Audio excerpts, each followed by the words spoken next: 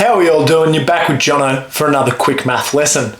Today we're going to look at how to divide surds in a way that makes life much easier for you.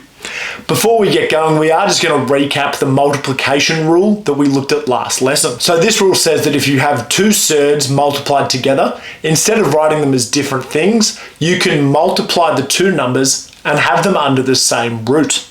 So for this example, root 3 times root 5 is exactly the same thing as writing root 15.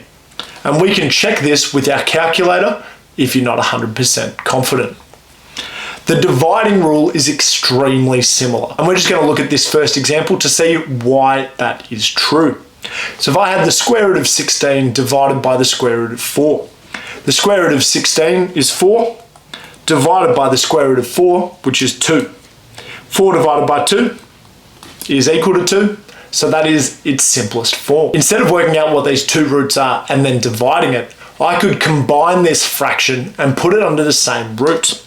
So in this example, if I did the division first, 16 divided by 4, that would give me the square root of 4. The square root of 4 is 2, so that answer is exactly the same in both of these steps. So it doesn't matter which one you do first. So the general rule here is that the square root of a over the square root of b is the same thing as the square root of a over b. So you can combine the fraction if you need to. The reason that this is important is it can help us out moving forward. So for this one, if I had root 27 over root 9, I could look at that and go, oh, root 9 is equal to 3, so my answer could be this. I don't know what root 27 is off the top of my head, so this is kind of a bit of a dead end. That isn't telling me that much more information as before.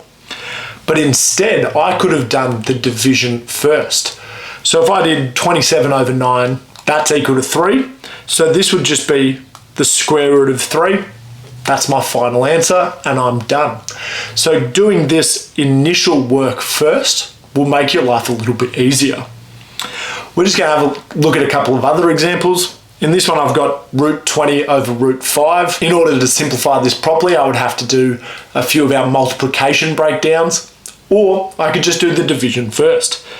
This is the same as root 20 over 5, which is the same as root 4, which makes my answer 2. So even though this thing looks nothing like a whole integer at the end, the working out is not too difficult. This skill is going to be really important when we start simplifying surds and then adding and subtracting them. But at the moment, as long as you have that general rule down and you can understand it, you're going to find these okay. Thanks so much, guys, and I'll see you later.